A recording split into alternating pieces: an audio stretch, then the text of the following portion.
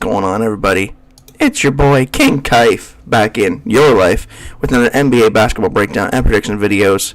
As always, let's get right down into our breakdown of this weekend's games, starting off on Saturday with the Milwaukee Bucks beating the Miami Heat 123-115 behind Giannis Antetokounmpo's 35 points, 15 rebounds, and 11 assists, proving that he's a top 5 guy for the MVP race. Maybe now they will let Jokic win it. It seems like they might be leaning towards it, and he does deserve it.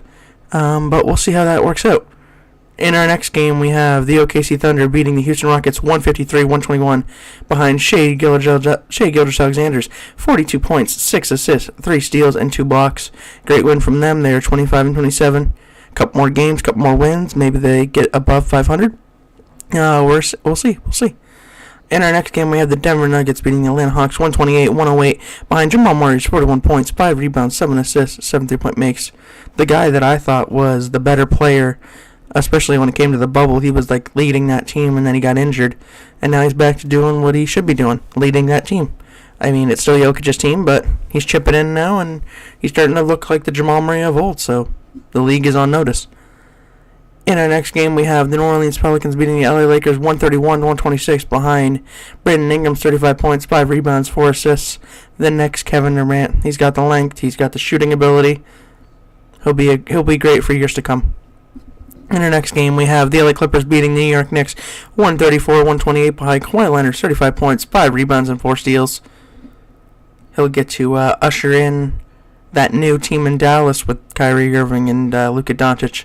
I'll talk about that a little bit later before I get into my predictions. In our next game, we have the Brooklyn Nets beating the Washington Wizards 125-123 from a big game from Cam Thomas, having a career 44 points, 6 rebounds, 5 assists, and 4 3-point makes. He is what I call a PBG, a professional bucket getter, and he got all the buckets they needed. Great win from them, and they're going to have to start him more often, especially with Kyrie not being there. In our next game, we have the Phoenix Suns defeating the Detroit Pistons 116-100 behind DeAndre Ayton's 31 points, 16 rebounds, and he's gone. He will be leaving Phoenix very shortly, probably before trade deadline. In our next game, we have the Chicago Bulls defeating the Portland Trail Blazers 129-121 behind Zach LaVine's 36 points, 6 rebounds, 5 assists, 2 steals, and 5 3-point makes. Great win from them, and another guy that's probably on his way out of Bulls country. In our next game, we have my Golden State Warriors beating the Dallas Mavericks 119-113 behind Draymond Green, 17 points, 9 rebounds, 9 assists, 2 blocks, and 3 3-point makes. Biggest takeaway from this game, Steph, get back to us quick, man. We need you, bro. We need you. Hopefully JP will step up like he did last time when Steph was gone, but Steph's going to be gone past All-Star break, so hopefully he gets back soon. And hopefully the one to take my boy's spot is De'Aaron Fox. De'Aaron Fox deserves it. In our Sunday night games, we have the New York Knicks beating the Philadelphia 76ers 108-97 behind Julius Randle's 24 points, 9 rebounds, and 7 assists. Great comeback win from New York. They needed it, and they stay above 500. In our next game, we have the New Orleans Pelicans beating the Sacramento Kings 136-104 behind Trey Murphy's 30 points and 6 3-point makes. In our next game, we have the Cleveland Cavaliers beating the Indiana Pacers 122-103 behind Darius Garland's 24 points, 6 assists, and 4 3-point makes. In our next game, we have the Toronto Raptors beating the Memphis Grizzlies. Mind you, they didn't have John Morant, didn't have Dillon Brooks, just had Desmond Bane, really. 106-103 behind Pascal Siakam's 19 points, 6 rebounds, and 5 assists.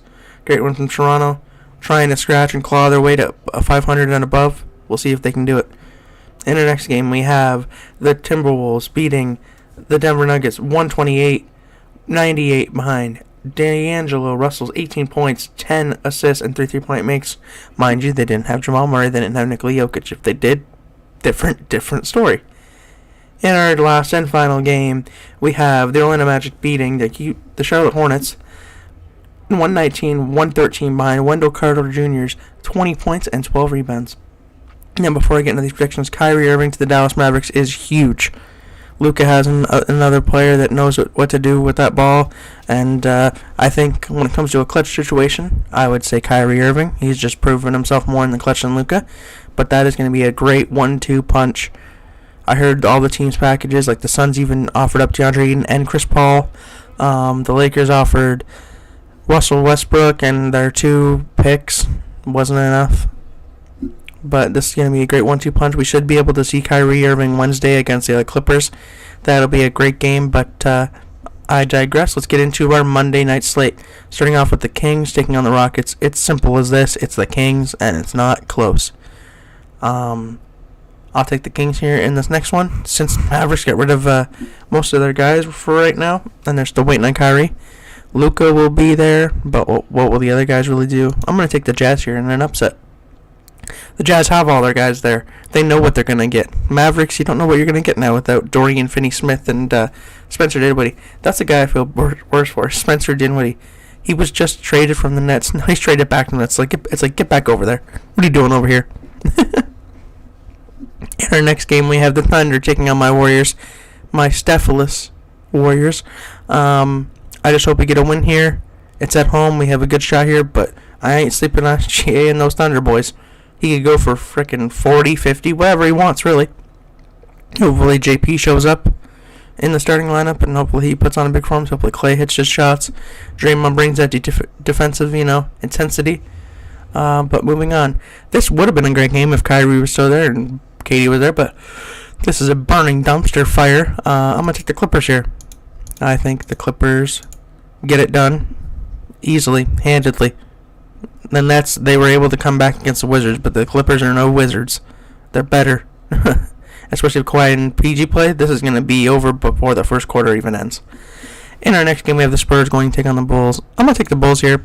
Just a more full roster, Spurs really only have Keldon Johnson. Most of their best players are still sitting within some injuries, so I'll take the Bulls here in a pretty good handily win at home.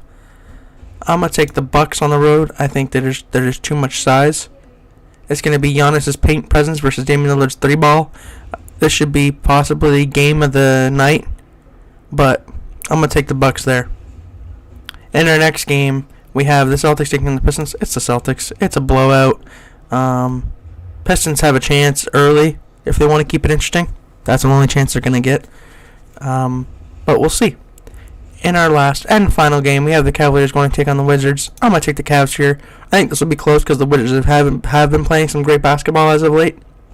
Until that loss to Brooklyn, of course. But I'm going to take Cleveland here. Even though they're on a back-to-back, they just played Indiana. I'm going to say they get it done here. And as always, those are all my picks for this NBA Monday night slate. As always, it's been your boy King Kaif. I'm out. Peace.